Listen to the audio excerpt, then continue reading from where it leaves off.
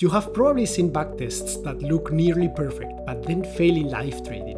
Today, I'll reveal why that happens, why it can be very dangerous, and how to build a strategy that truly stands the test of real markets. I've experienced this firsthand, and I know it's a tough pill to swallow when all those perfect numbers on paper don't hold up when it really counts. Let's break down the pitfalls of overfitting and see how this can be extremely misleading, and then go through some points nobody talks about that are essential for creating a robust strategy. Let's start with the illusion. When you see those backtests showing amazing numbers, it might be tempting to think that you have cracked the code.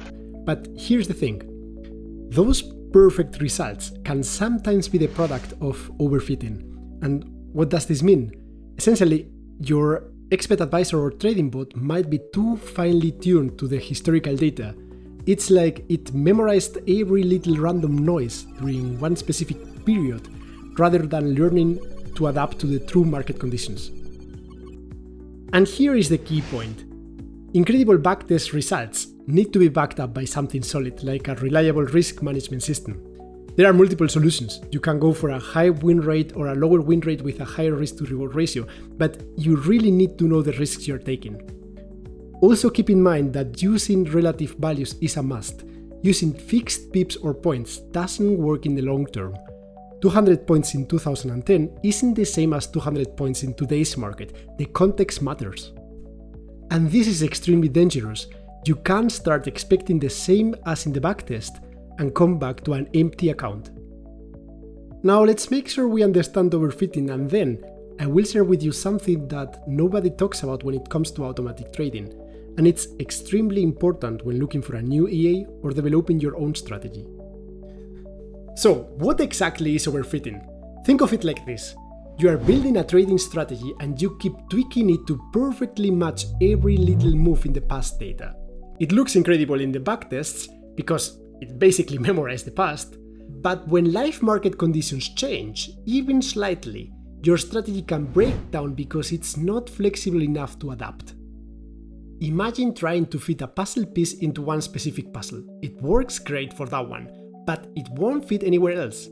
This is why overfitting can lead to unexpected losses when you jump into live trading.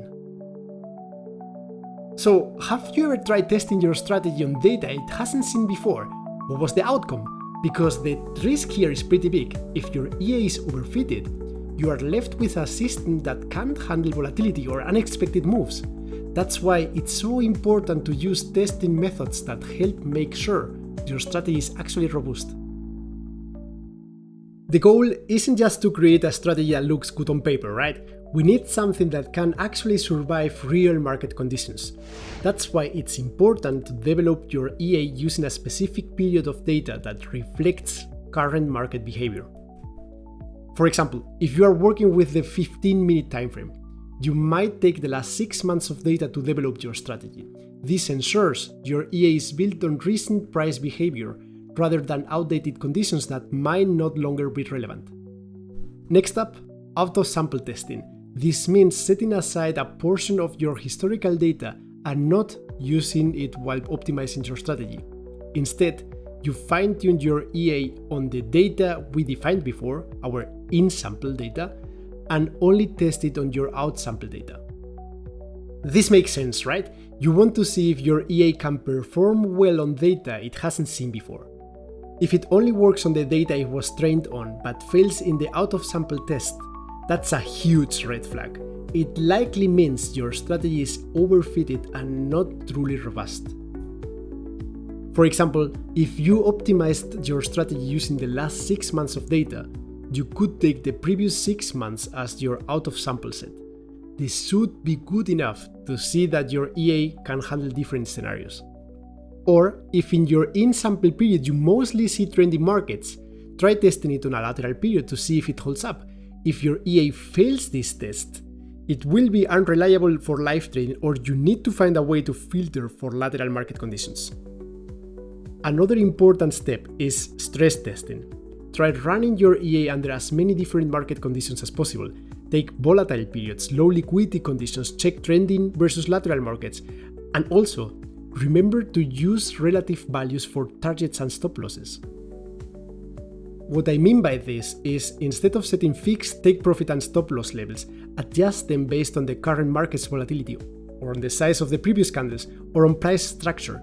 This helps your strategy adapt to different market conditions. And finally, let's talk about risk management. Now you have a choice. You can build a system with a high win rate, or you can go with a setup that has a lower win rate but makes up for it with a higher risk to reward ratio. The key here is to find what works best for you. And this is what nobody talks about when it comes to automatic trading. Your risk management strategy isn't just about protecting your capital, it also influences how you feel when trading. It's not the same dealing with 10 losing days until you hit your big win, as it is making smaller consistent profits every day. A system that matches your emotional tolerance can really help you stick to your plan even when the market gets tough. Now that we have covered the importance of risk management, I'm curious. Have you ever found yourself in a situation where your backtest results looked amazing, but your live trading performance didn't match up? Or maybe you have struggled with deciding between a high win rate strategy or a high risk to reward setup? I'd love to hear your thoughts. And hey, if you are enjoying this breakdown and want me to do more insights like this, don't forget to hit that like button and subscribe. It helps a lot, and I'd love to keep sharing tips with you. Alright, let's go back to it. Some traders are big fans of forward testing, and I understand why, but personally, I prefer to think all my backtesting through, go through out-of-sample testing and stress testing. Forward testing can sometimes introduce its own challenges, and it isn't always the best way to ensure your strategy is ready for live markets. So I keep my focus on making sure my backtests make sense and are as realistic and robust as possible. Before we wrap up, let's quickly go through all the key takeaways. Perfect backtesting results can be an illusion if your EA is overfitted, and it won't perform well in live trading. Incredible numbers need to be backed by robust risk management. The key is to ensure that the risk management strategy fits your personal emotional style, and this will make a huge difference in how you handle the ups and downs of trading. Always use out-of-sample and stress testing to make sure your strategy can handle different market conditions. And remember, using relative values is crucial. Market conditions change, and so should your strategy parameters. In conclusion, having an incredible backtest isn't enough. You need a strategy that can actually survive the real market. That means avoiding overfitting, testing across different conditions, and making sure your risk management aligns with both market dynamics and your own psychology. Because even in automatic trading, emotions matter. Alright, that's a wrap for today. Thanks for watching, and see you in the next one.